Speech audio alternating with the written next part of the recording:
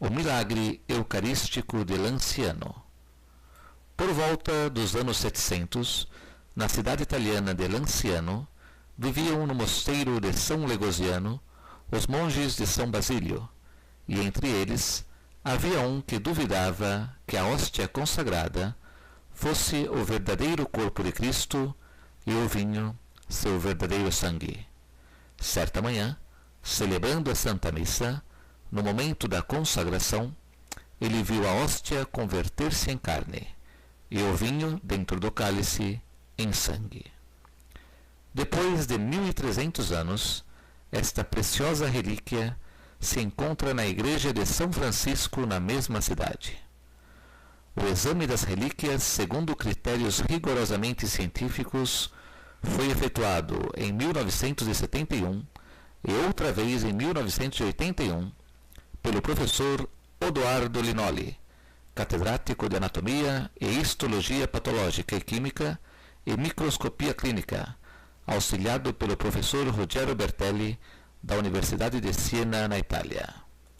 Resultados: a hóstia transformada em carne é realmente constituída por fibras musculares estriadas, pertencentes ao miocárdio, endocárdio e parte do nervo vago. Quanto ao sangue, trata-se de genuíno sangue humano. O sangue contido na carne e o sangue do cálice são do mesmo tipo sanguíneo AB, sangue comum aos judeus, coagulado em 5 partes de forma e tamanhos diferentes.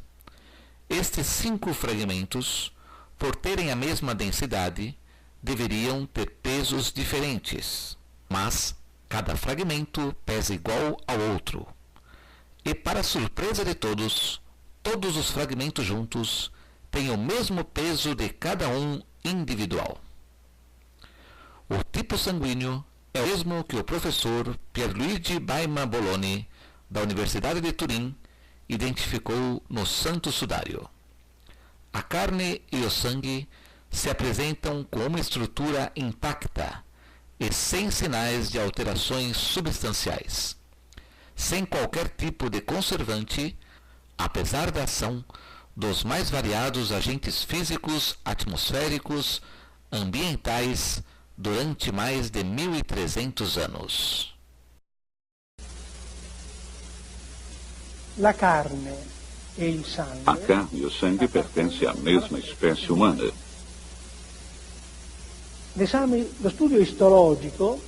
O estudo histológico nos permitiu definir, já no exame de 1971, a presença de um tecido do miocárdio. A carne representa, então, um fragmento de coração.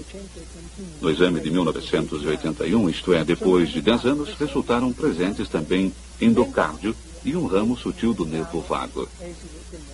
Então, tratava-se verdadeiramente de um coração.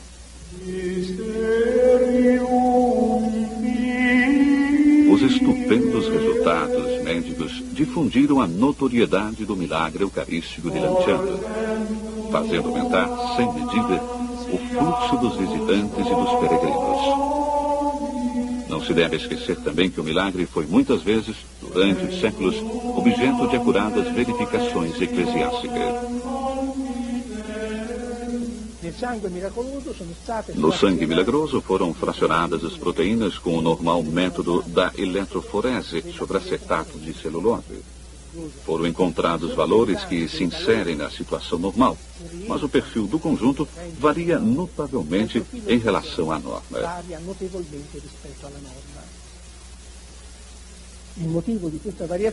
O motivo dessa variação pode ser vista sobre 2 ordens de fatores.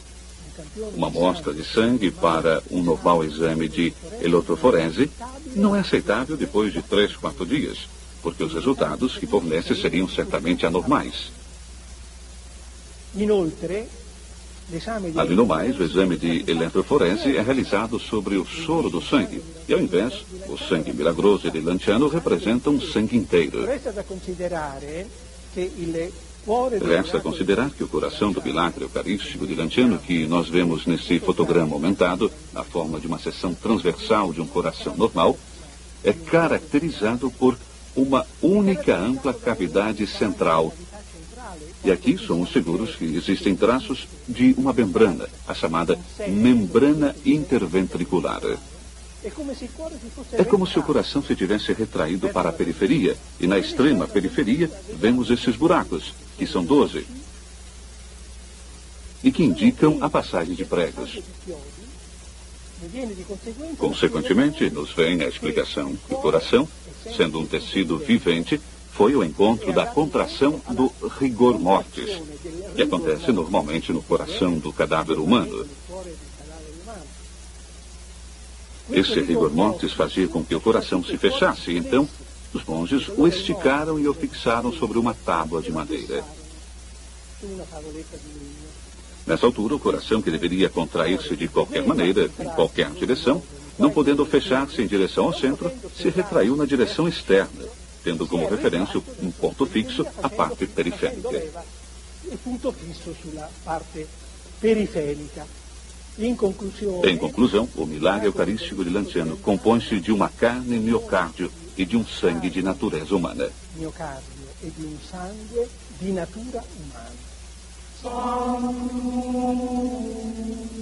A ciência médica deu crédito assim de maneira rigorosa e inconfundível à voz da tradição religiosa e do testemunho histórico.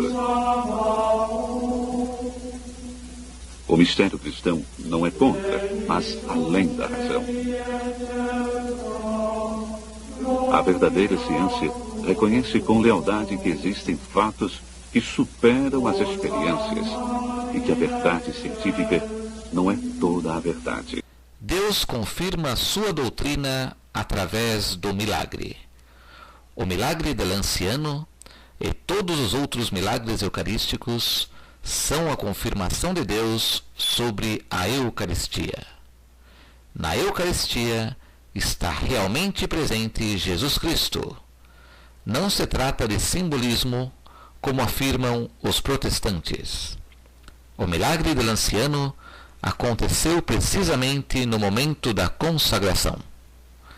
A Igreja Cismática Ortodoxa considera inválida a comunhão sob uma só espécie, mas foi sob uma só espécie que dava-se a comunhão na época em que o milagre foi realizado, como também geralmente hoje no catolicismo.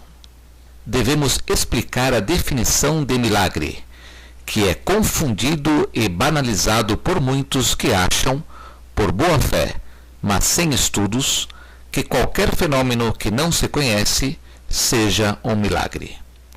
O verdadeiro milagre é imensamente superior às forças da natureza, ou o acaso, ou um fenômeno psicológico de alucinação, ou mesmo um fenômeno parapsicológico.